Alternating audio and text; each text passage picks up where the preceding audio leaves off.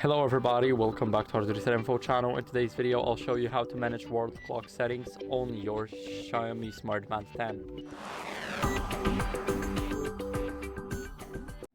So first, open the XIAOMI Mi Fitness app. Now scroll down here when you're in your watch here.